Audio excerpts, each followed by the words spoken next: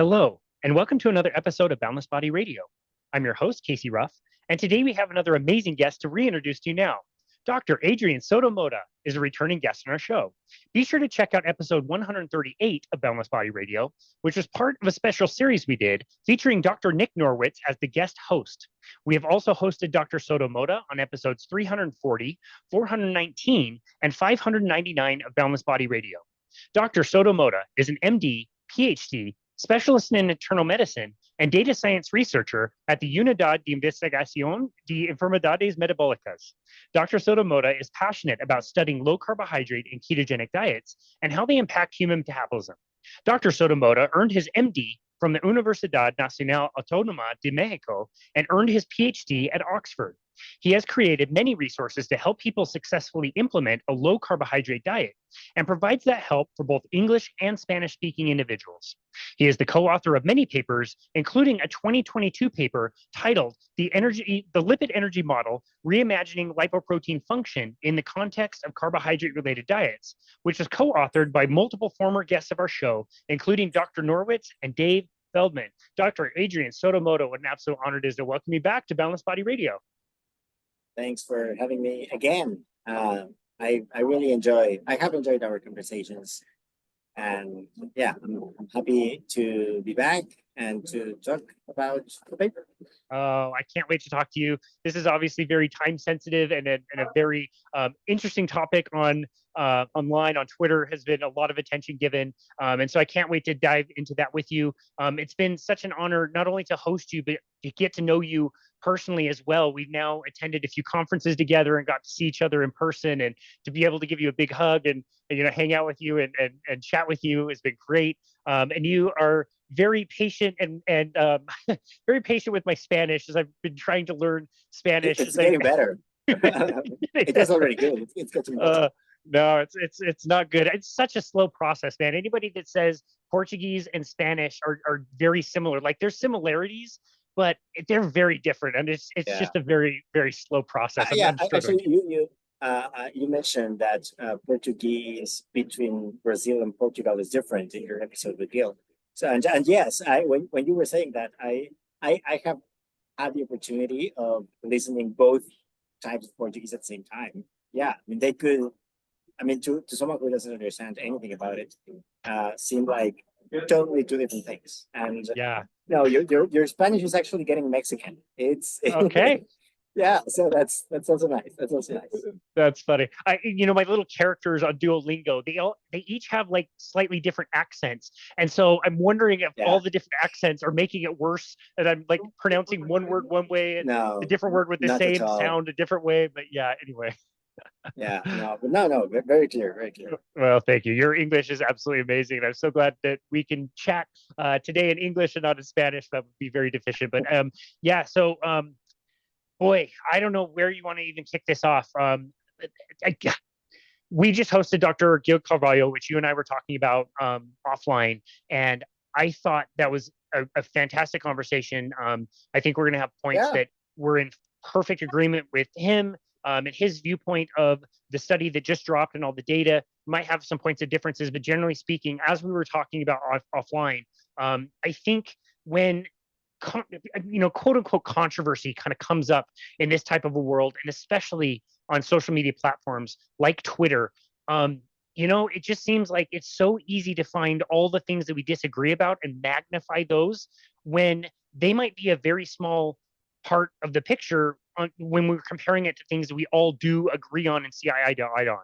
And again, you and I were talking about that offline. What is your viewpoint on that?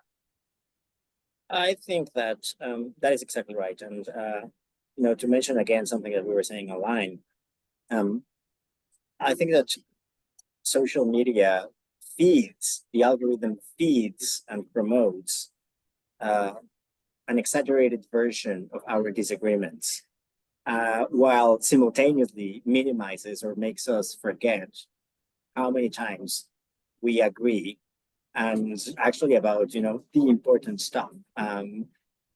When I was listening to the episode with Gil, I agree with 98% of everything he said, and I don't agree with 98% on you know, what's to it with my brother? You know, it's something that, I mean, the rate of agreement with things he was saying was very high. You know, only a couple of points perhaps we can touch on where I could clearly distinguish. I didn't disagree, and I think that, I mean, it's undeniable that social media is a polarizing way of communication. I mean, it also builds these weird categories on things that are not related. So, for example, I mean, diet became politicized, vaccines became politicized, lots of, you know, climate change became politicized, and I don't see why it should follow that if you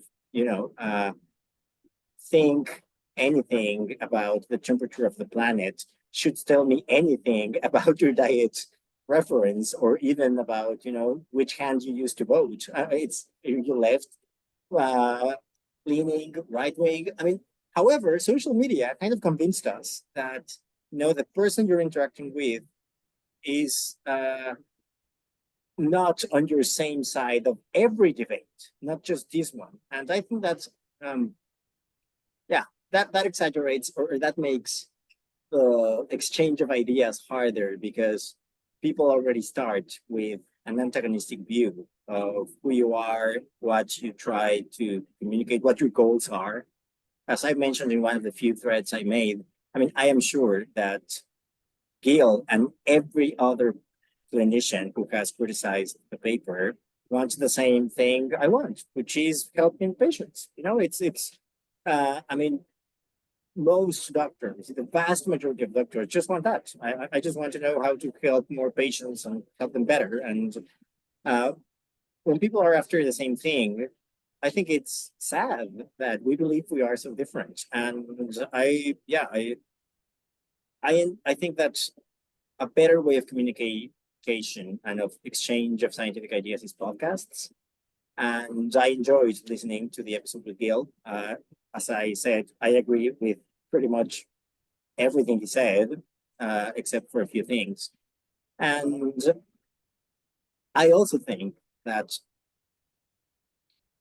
one of the characteristics that makes social media debates, you know, less fruitful is that, for better or worse, they are super fast.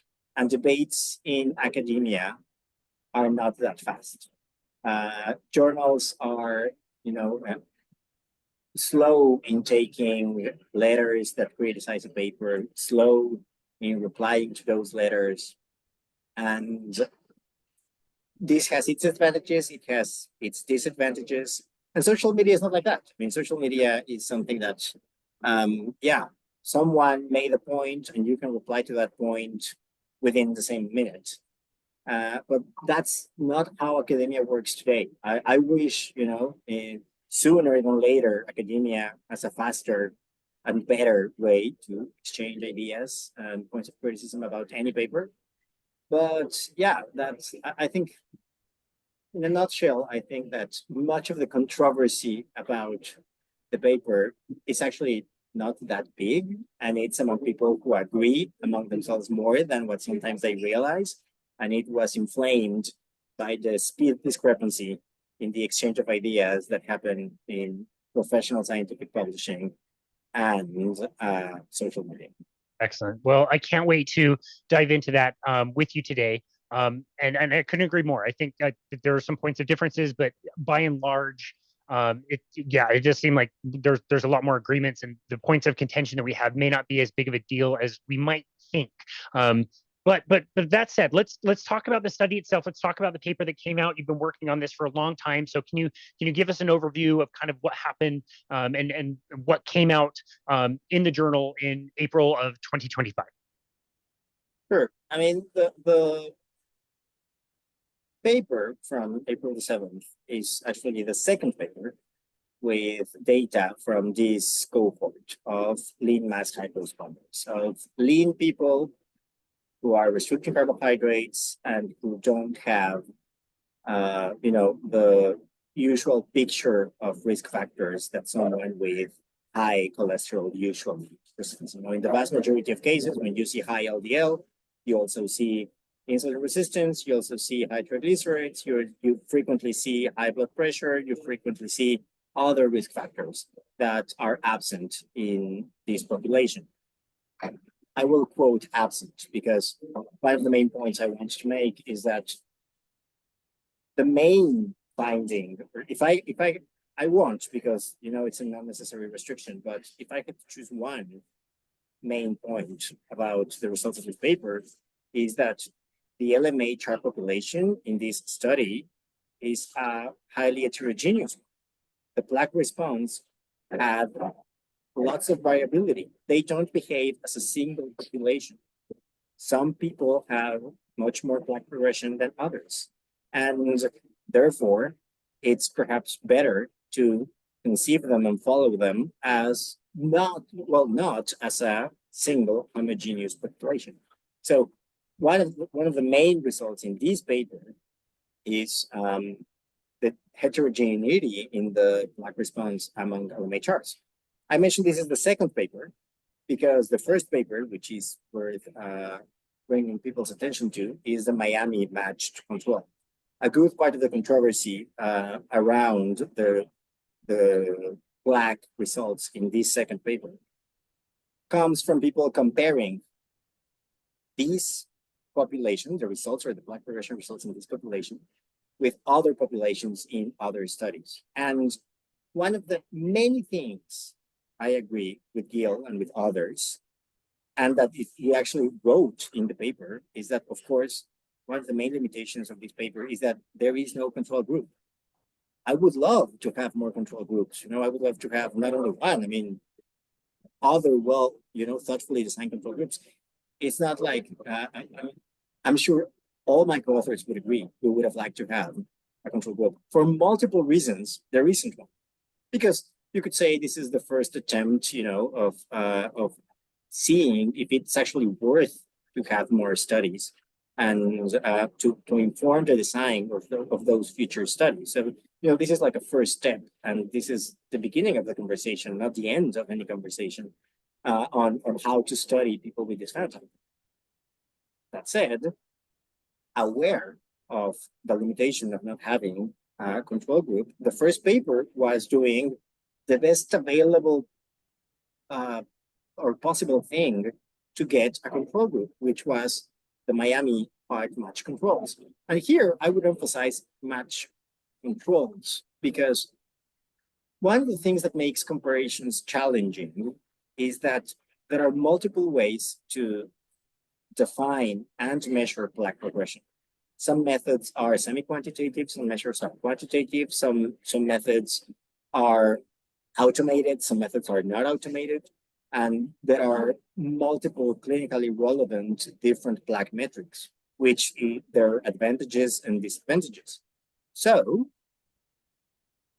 if you take the results from one study and compare it with another study that used different methods, perhaps different Plaque metrics and different inclusion criteria, you're going to get very different things. Which is why the Miami Heart, I think it's the best comparison available because it used the same method and it was matched per participant. This is not a match of populations. This is not a match of inclusion criteria. It's a match of every participant with their risk factor twin in the Miami Heart, which is much better than if you simply draw, hey, these inclusion criteria look like the ones here.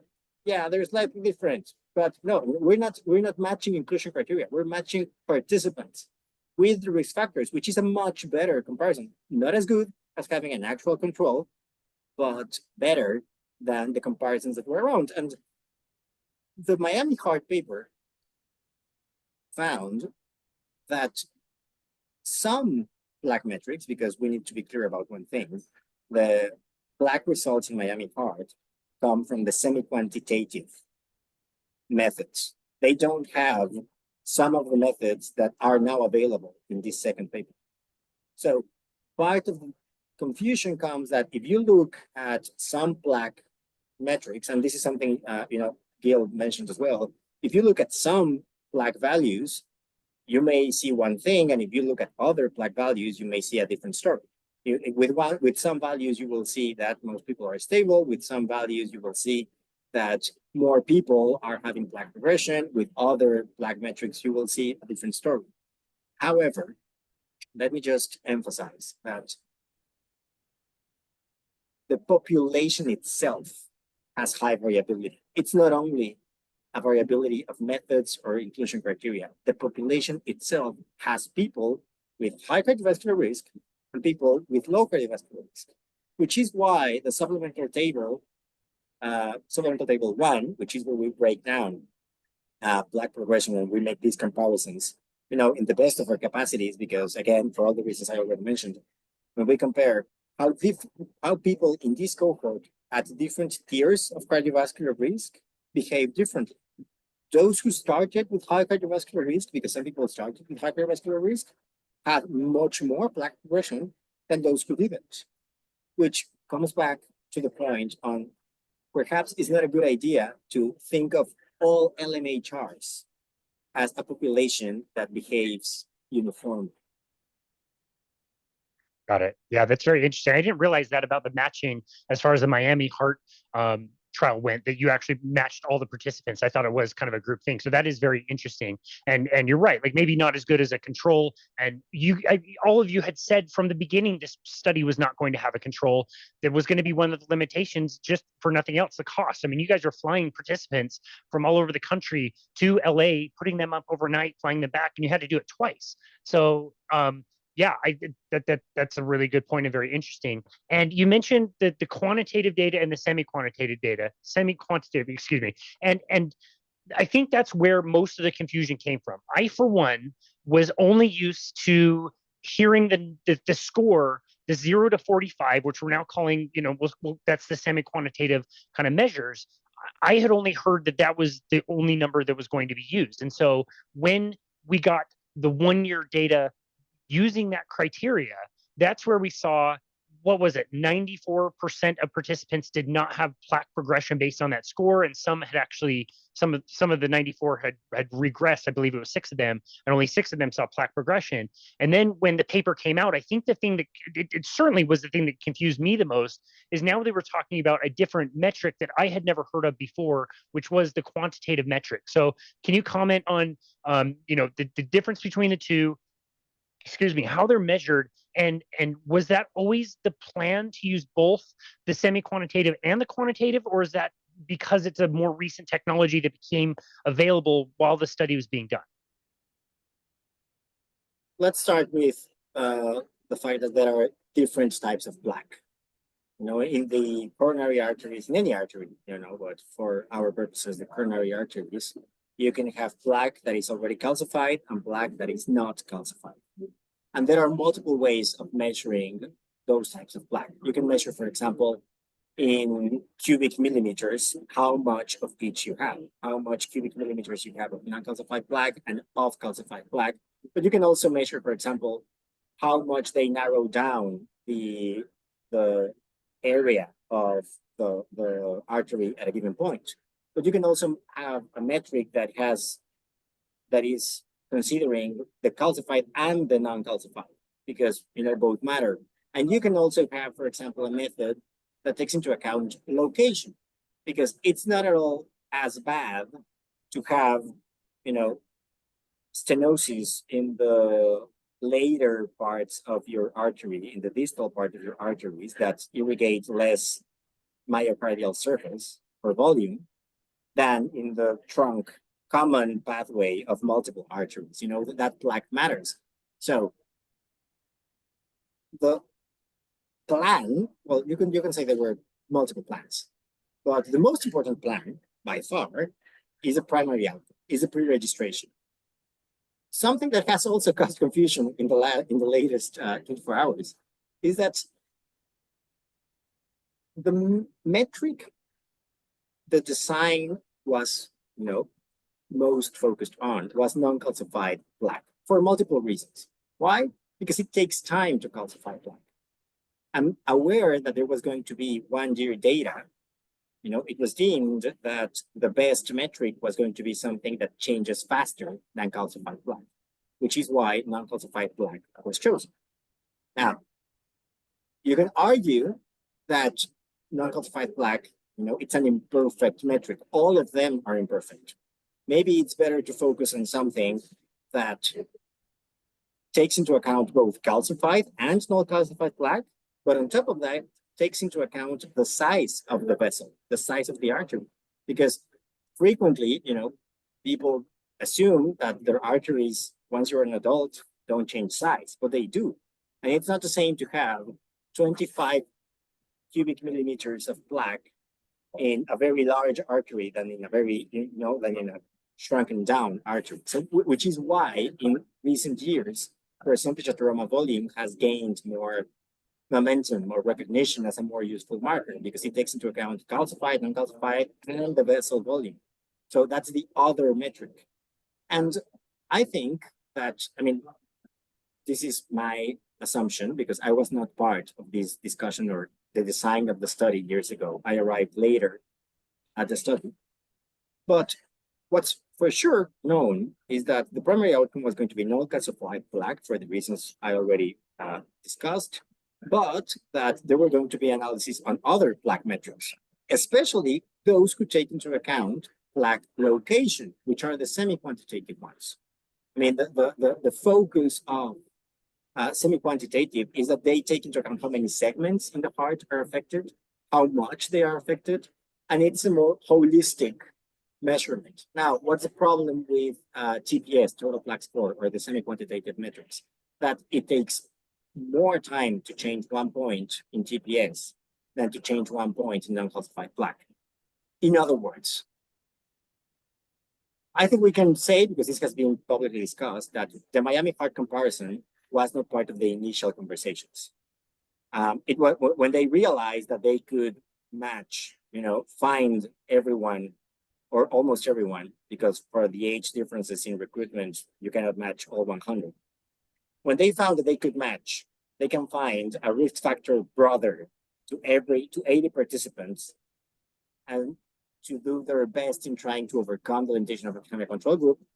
That comparison was not part of the initial discussion, but was part of the initial discussion for sure was non-calcified plaque.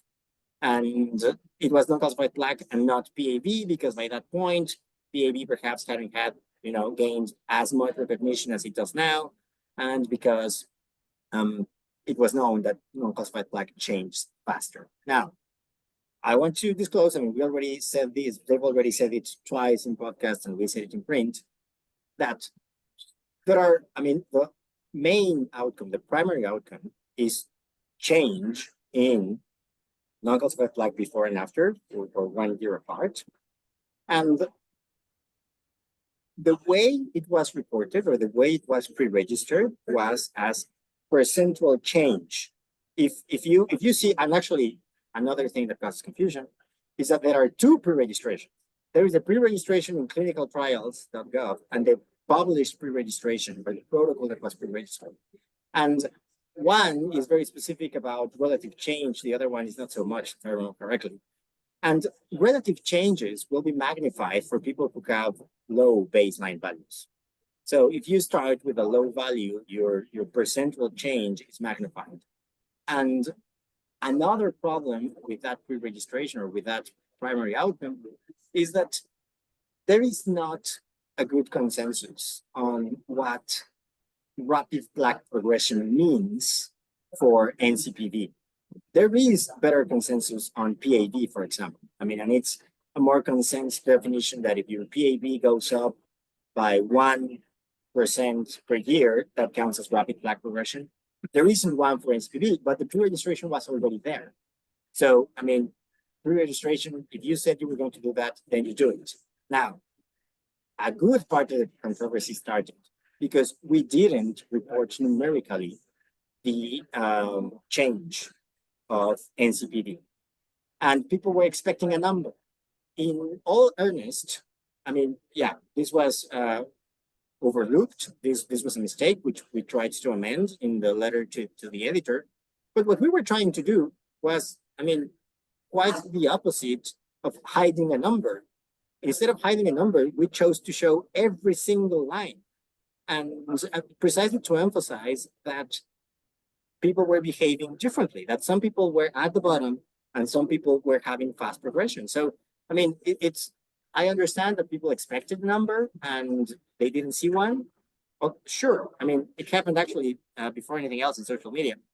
When people ask for a number, I mean, we were transparent. Okay, the number is this, but please be mindful about how that number might be misleading for almost everyone. Because if you focus in the median or in the mean, you will overestimate plaque progression for all those in the bottom of the graph. But even worse, you will underestimate plaque progression for those who are displaying plaque progression. So, you know, some people were angry about the number not being there. I understand that. And yeah, I mean, it was a misstep. We didn't report it numerically. It's definitely not like we didn't report the primary outcome. I mean, it's panel A in figure 1, and it's the outcome of all the models in table 3. So I mean, the primary outcome is definitely there. It was definitely the central part of the analysis. It was not numerically, and sure, we apologize in writing and in podcasts for not including it numerically. And now it's numerically, you know, imprint in the letters to the editor. But yeah, it was actually around already. I mean, I published it in social media before, because we're certainly not hiding anything. I mean, it's the number is what it is. And sure, I would still encourage people to don't fix on a number that will misrepresent both, you know, fast progressors and slow progressors. Got it.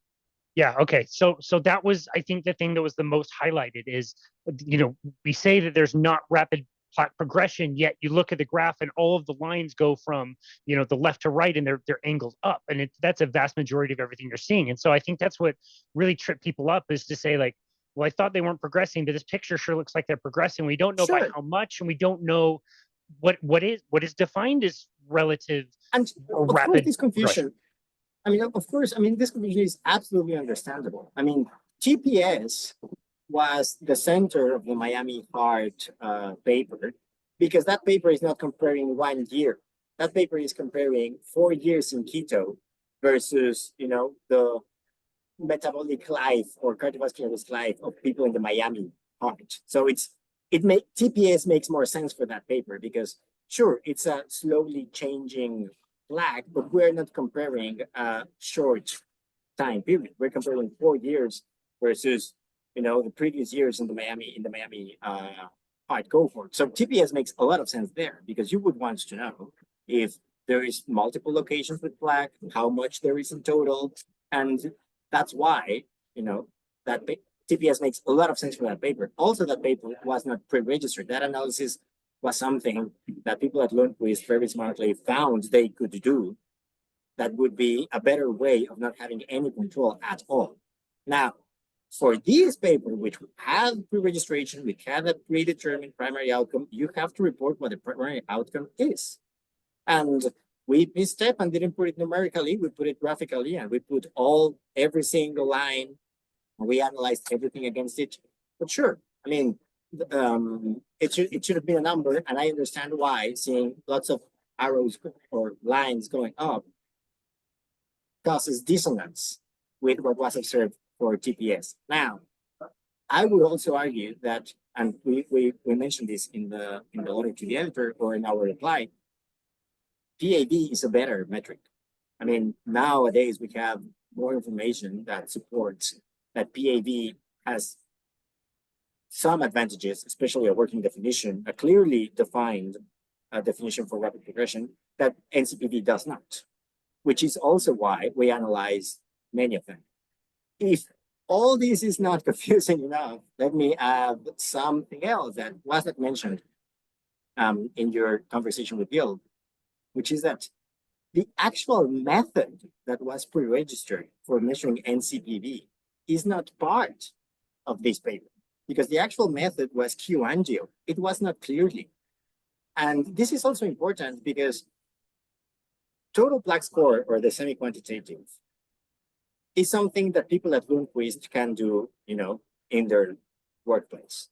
But clearly, measurements are not done at Lundquist, are done elsewhere. So because these data were available faster, because everybody knows that clearly, it's a super sensitive, super good quality method for measuring this. When these data were available, well, then we analyzed them and wrote a paper.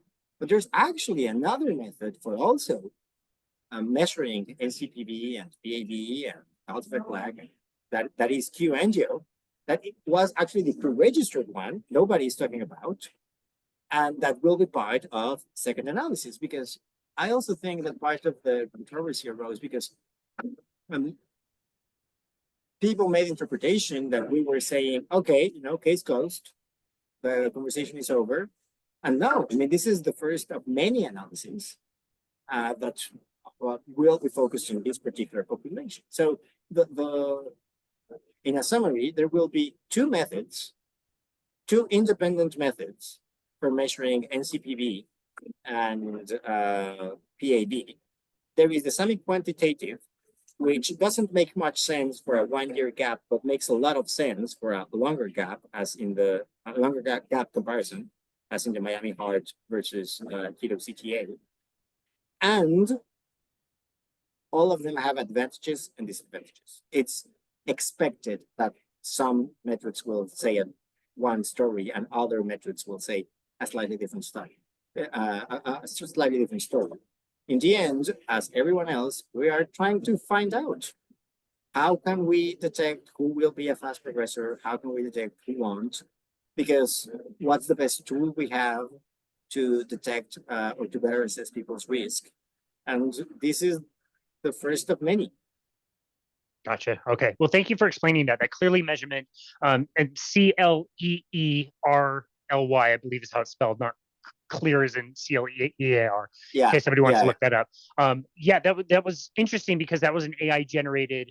Like you said, it's able to detect much smaller changes. Do we know anything else about like the validity, the accuracy of that? Has that been very well proven as a detection method that is very accurate?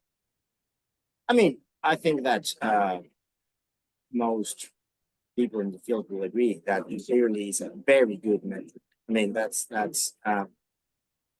it is a fair thing to say that most people who have clearly scans don't exactly look like people in this study, but there's also no good reason to believe they would be widely different. One of the things we are studying for future reports is how variable these metrics are. So, of course, we want to compare QAngio with clearly. Of course, we want to compare, these people if the opportunity arises to have more metrics in this cohort and to see how much variability there is, within measurement and across time. And especially for those who are, in the bottom of the NCPV and PAD values. So I think that, I mean, I wouldn't put into question, the reliability of clearly, as any other method is an imperfect method. I think it's fair to say it hasn't been tested on a population like this, because this is the first study in a population like this. But also, I mean, LMHRs are not aliens, right? I mean, they are as human as anybody else. So far, we don't have good reason to believe that clearly wouldn't work for them. Nonetheless, we are still trying to understand, how this compares with other methods. The same way we are trying to compare how different metrics work with other methods. Gotcha. Okay. And you said something earlier that made me remember to ask you about this. From the graph that you see in the picture, it looks like to the left, the first measurement, there were several people that were very, very low or zero. Is that correct? Like almost nothing, essentially? Almost no one has zero, because this is also an important thing to mention. Some of these methods are so sensitive that they will find plaque in anyone. And especially over time. I mean, it's not a usual thing unless you're doing something, specific, to see plaque going down. It's a handful of medications that have proven to induce plaque regression. among some people. They also don't cause plaque regression in everyone. So the usual thing, is, or the expected thing, is to see plaque going slowly but steadily up across time. So it was not, I think it's fair to say that it was not expected that, lots of totally horizontal lines. Yeah. Okay. Well, that was kind of my point, is that you mentioned something earlier that we kind of forget. Like, these people didn't start keto at the start of the trial. These people had been on a ketogenic diet for, on average, of 4.6 years. And so, like, if it's very close to zero at the starting point, you think that's the starting point. But again, they've been keto for 4.5 years to get to that point. It doesn't seem very, I don't know how to phrase this, but it doesn't seem very reasonable that it would be like 0.0000, and then the start of the test, and then all of a sudden it's like way higher now. That's for sure one of the things we are trying to understand better. I mean, we some people, had the opinion or perception that we were trying to hide things. Really, not at all. I mean, not at all. We were trying to show every single line, and the data is up there right now. I mean, it was announced before time that data was going to be public anyway. I mean, it doesn't. Eventually, data was going to be out, and of course, we never hesitated in not releasing data, and it didn't make sense to hide a number if all data was going to be public later. Right? That just wouldn't make any sense. I mentioned this because with the table that Dave put online in the Citizen Science Foundation yesterday, or the day before yesterday, we're trying to understand better those who seemingly had very little plaque, and at the beginning of the scan had very little plaque, who had been on keto for a while, and then saw a rise. What explains that rise? I mean, is it something, did they get more inflammation that year? Or is it variability in the test?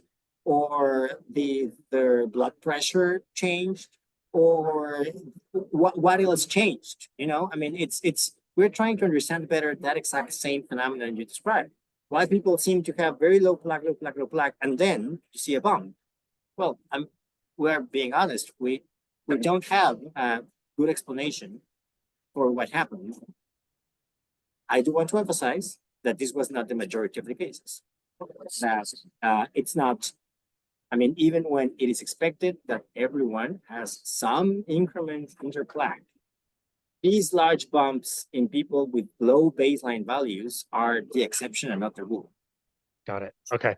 Yeah, that's very interesting. And again, on average, these people had been on keto before their first measurement for 4.5 years, but that's to say nothing of what they were doing before that. And the average age of the participant, I want to say, was like 55 years old. And so they could have been causing massive damage with their diet before then. You don't know. Were they eating keto for even longer than that? Were they vegetarian? Were they eating burgers and sodas and all kinds of other stuff? Like, you don't know. It's not even knowable to find out. And so that also brings in some confounding variables there as well.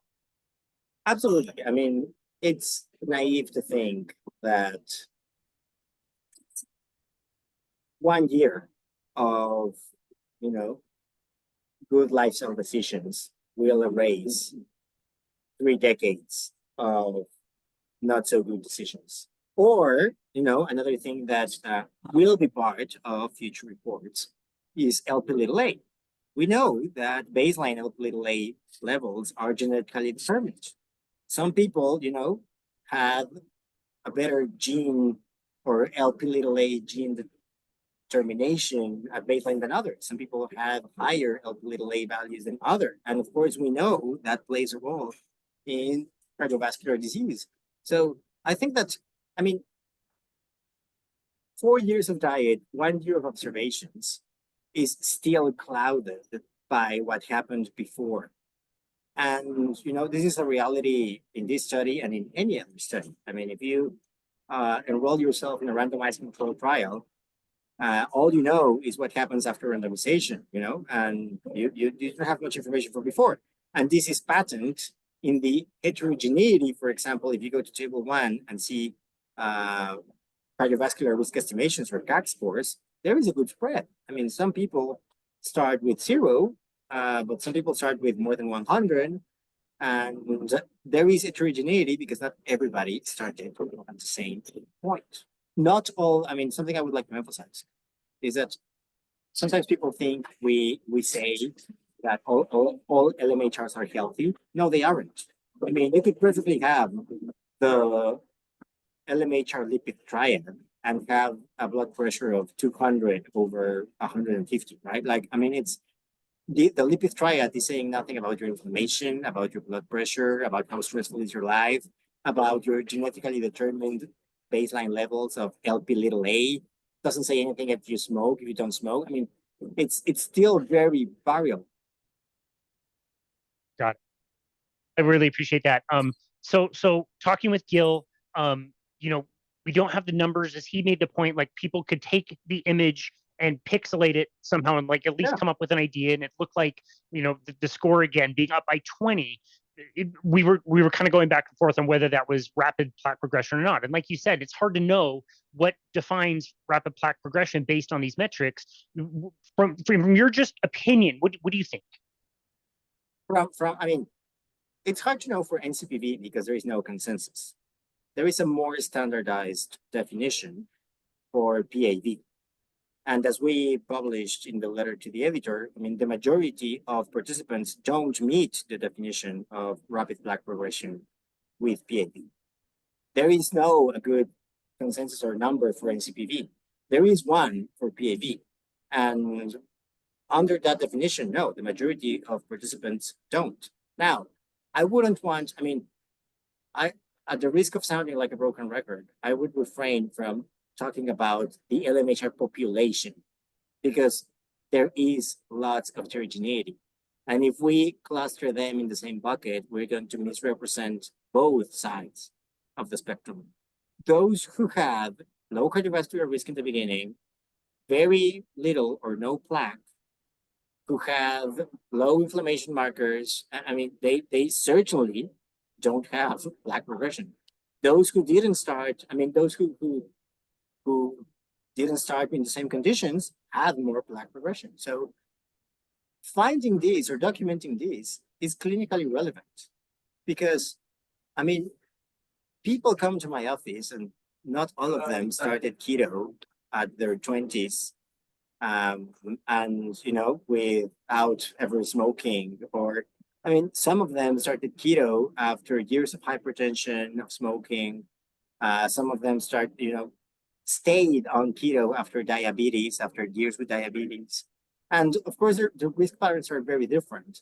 I think that people are worried mostly because they think we are giving excuses to refuse treatments, lipid lowering treatments, or that we are, you know, somehow contributing to people not taking medication. This paper says nothing about medication. This paper is simply putting, you know, data out there that we put it as we received it, that it's now online, for making the statement on they don't look the same. I mean, they don't all look the same. They are different. And consequently, we should analyze them different. If I had to give you an estimate on what percentage of my patients who exhibit an LMHR-like lipid triad are on a statin, is probably a little bit more than half. Most or the majority of my patients are on a statin because many of them have already a good amount of plaque when they started. Actually, if anything, this is another point I would make. Some people are worried that this paper will cause more people to refuse lipid-lowering treatment or statins concretely.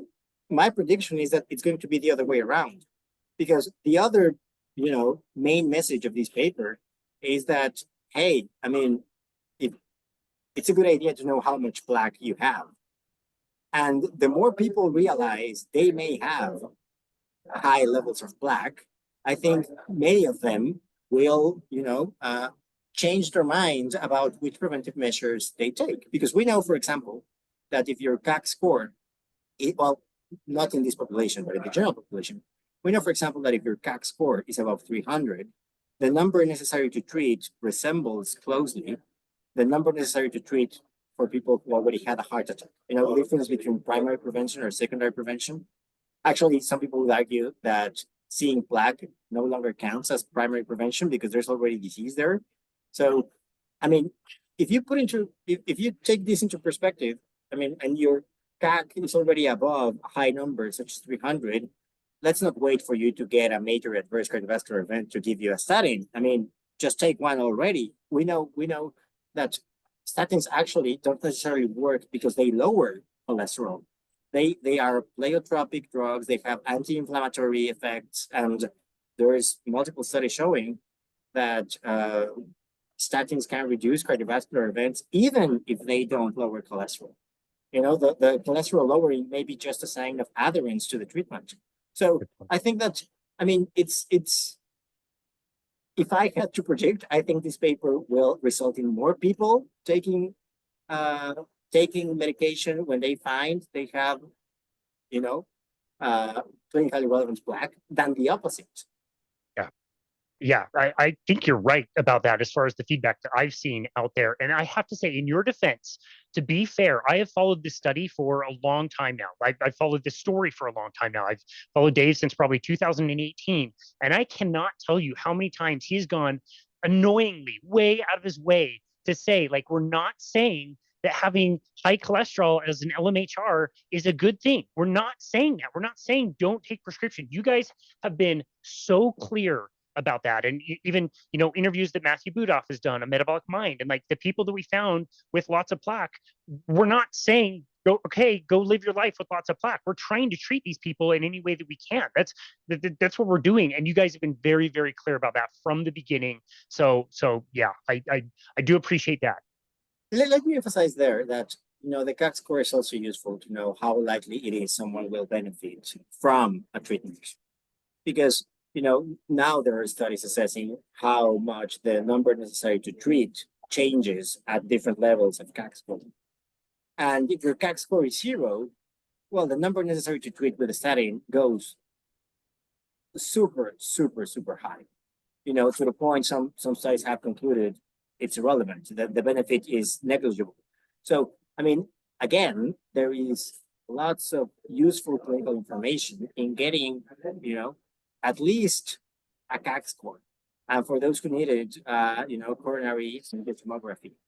And I think that's another very important point or insight from this paper. It is useful for those on a ketogenic diet, and I would say on any diet. This is not something, I will want to go to the ketogenic diet in a minute, but it's useful to know if you already have plaque or not, because this is super informative about your cardiovascular risk. And this is not controversial. I mean, this has been studied in many, many, many larger, longer studies with cardiovascular events. As you were saying, we agree because, I mean, the letter to the editor, some of the comments in social media, this study is limited because there's no control group. Yeah, we agree, we wrote that. This study is limited because there's no information on events. Sure, we agree. We also reported that. This study is limited because it's only 1 year. Sure, we agree. We reported that. And sometimes people think we are saying things we are not saying.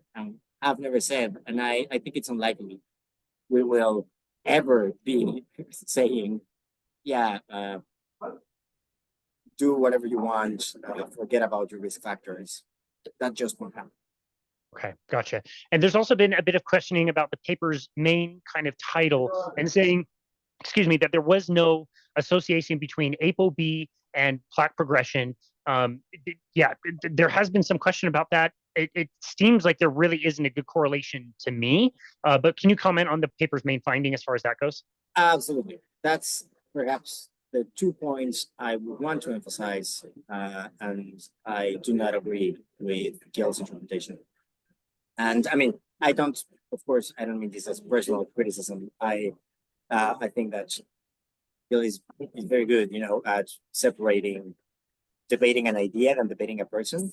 So I'm not debating Gil, I'm just debating an idea. Um, let me just start with another concession, which it's already in the reply to the letter to the editor. The title could have been better, sure. This was not a trial. It was pre-registered as such, but this was not a trial because nothing was randomized. There's no control group. This was a study. And lots of people criticized the causal language in begets, Sure, predicts is perhaps a more accurate word because lacking a control group and randomization, there's no way to get causal inference from this data. The title, as we explained, mimics mantra in cardiac imaging of plaque begets plaque, which is also not controversial. I mean, many studies have documented that the more plaque there is in the beginning, there is a priming effect on how much plaque there is in the end. And it's common to say plaque begets plaque, mimicking money begets money. Yeah, the title should have been better. Agreed, absolutely. I see how it can be interpreted as causal language, and we're making statements about causality here. That said, it is a very common misconception that, it wasn't stated like that, but it was assumed that if something is not the outcome a study was powered on, then it must be underpowered. In other words, some people are making the interpretation that because ApoB or LDLC analysis were not part of the original power calculation, then they must be underpowered. And this is not the case. We have good arguments or reasons to say that this is powered enough to see an association. First of all, because the purported association is a strong one. I mean, strong associations are and should be easy to see. So it's actually running against the conventional lipid hypothesis to claim that an association between ApoB and plaque regression would be hard to see. It's not. I mean, the numbers are those strong association. But also, we have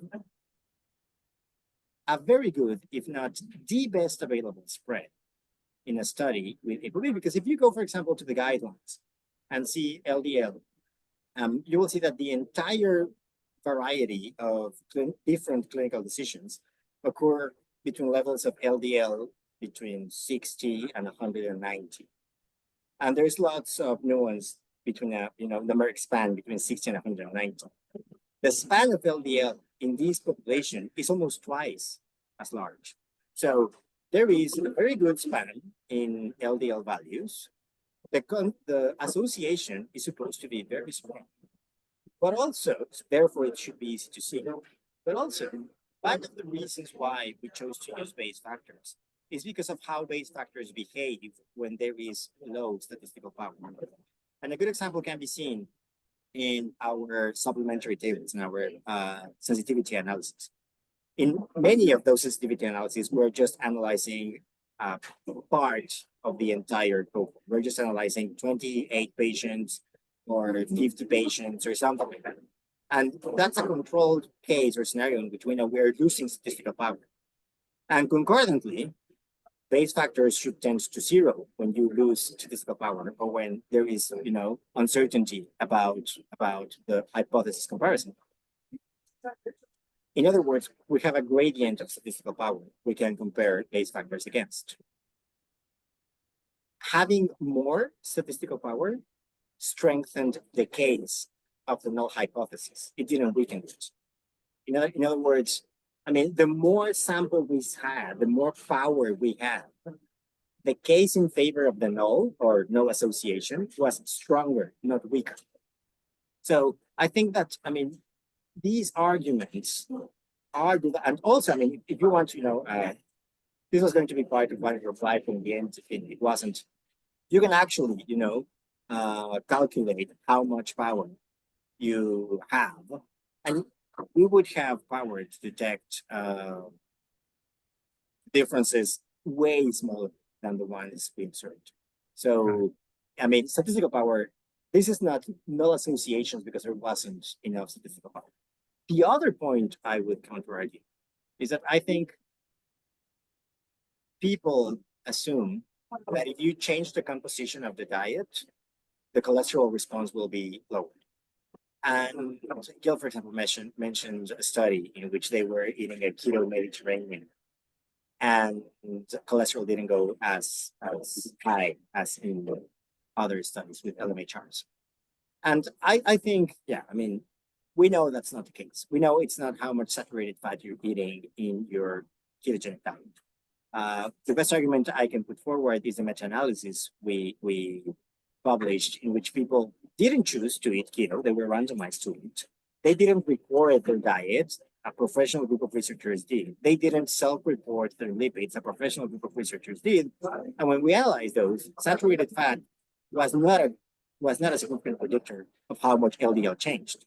So it's not accurate to think that if you change the composition of the diet, you will significantly change the cholesterol effect. Actually, many, Link among them, have already shown how you can be vegan. You can have a ketogenic,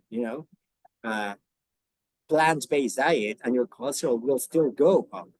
So it's definitely not so much about the composition of the diet, which is the other thing I will emphasize. We tested for. If you see the paper, we tested for saturated fat. We tested if saturated fat had an effect on LDL, and it didn't.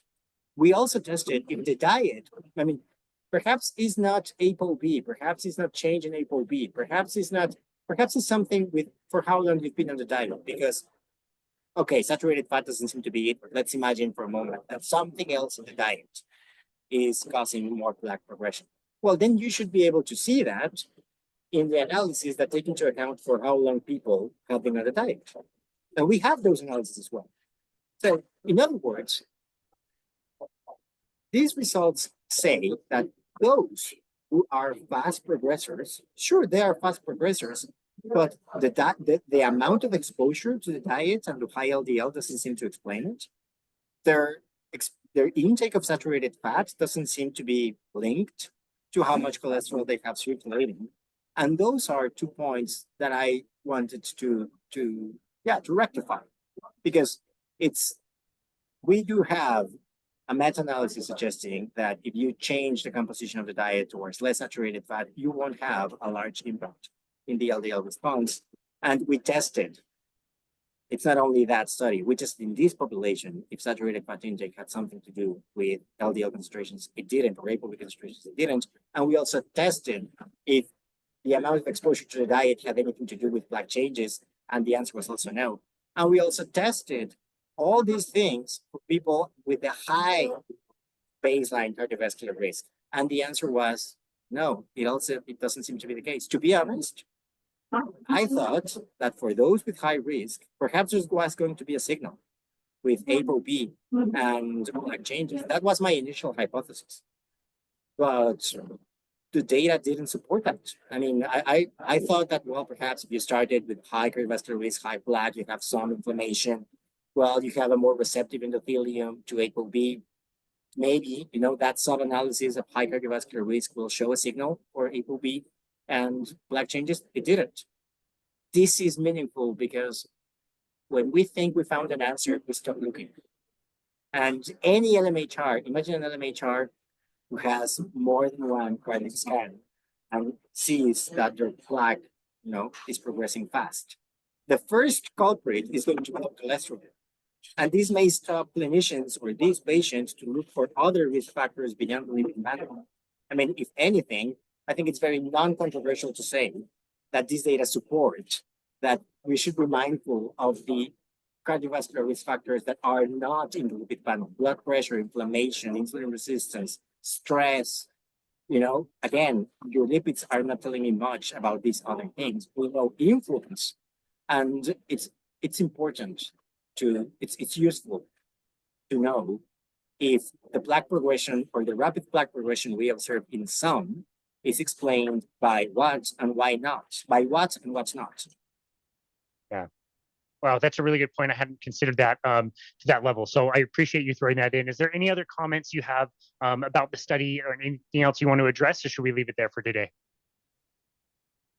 Sure. I mean, there will always be more things to say. I mean, as a concluding remark, we should remember that science is a living thing. I mean, the debate doesn't end because a new study was published on anything. And certainly this is not an exception. I mean, more data will come. And be sure, I have been already multiple times in the record saying this, and I will be one more. If in 3 years, the data tell a different story, we will tell that story. I mean, we really have no banner. If one of my patients comes to my office and tells me that becoming a vegan is the thing that has helped the most, and that they feel fantastic, that many of their symptoms improved, I mean, I'll be happy for them. And I will tell them, you know, if there is a sale on organic vegetables nearby. I mean, it's not about promoting a particular diet. It's about finding how to improve the ways, the information we offer to patients, because in the end, patients decide for themselves. All we can do is offer the information that's available. So it's not, you know, about promoting or a particular diet. It's whatever works, right? I mean, if my patients are doing better, I will, you know, follow that path. And I'm sure that's the case for most people. If when new data becomes available, yeah, we will update our statements. And this is not, hopefully this won't be the end of the conversation. Hopefully this is just, you know, another step, another initial step in the conversation. It certainly feels that way to me. And I really appreciate the approach that all of you guys have taken. And like I said, your message has been very consistent on that path for a long time. You have been revealing the data. You've been telling people what to be careful about, what you are not saying, what you are saying. And so I really appreciate that scientific approach. And we'll definitely be following this story to see where it goes, and excited to look to the future to see what we learn, because this is something that's moving and changing, and you guys realize that science is like that. So I appreciate that you made that point, and I so much appreciate all the work that you do and for taking time to be on our show today. It's great to catch up on a personal level. I just love hanging out with you and seeing you and having great conversations. But I think this would be really helpful for people who are following this and you want to make really good decisions about their life and lifestyle. And to steal a point that Gil made on the episode, is like, this is a life and death decision, and you should take it very seriously, and you should question everybody. So I like the thing he said about diet names. I'm gonna steal that from him. That was good. Yeah, I mean, yeah, I like the concept of diet names. Yeah. It's not a diet names, it's my patient's diet. And it may be, you know, I have patients who, you know, most of them are Mexicans who don't like avocados. My mind cannot comprehend how that's possible, but they don't like avocados, you know, and sure, their ketogenic diet looks very different from other ketogenic diets, and let's perhaps drop, you know, diet names. It's my patient's diet, and I liked that idea from your conversation with you. Me too. Yeah, me too. I like that a lot as well. Oh man. Well, thank you again, Adrian, so much for all of your work and for taking time to be on our show today. Where can people find you to connect with you and your work? Sure. I'm not very active in any social media, especially because now I'm very busy. But yeah, Twitter or X or however, that's also a polarized thing, how you want to call it. I'm there as Adrian Soto-Mota. My email is adrian.soto@tec.mx. That's perhaps another good way to find me. And that's it. Thank you. Awesome. We will link that in the show notes. And as always, such a pleasure to chat with you. Thank you so very much. I know how busy you are, and to be able to come on our show today very soon after this study came out, I really appreciate it. Like I said, selfishly, it's just great to catch up with you and have a good chat. So Sure. Thank you so very much for all of your amazing work, Adrian. And thank you for taking the time to be on our show Thank today. you. We really, really appreciate you. Thank you. Absolutely. And this has been another episode of Boundless Body Radio.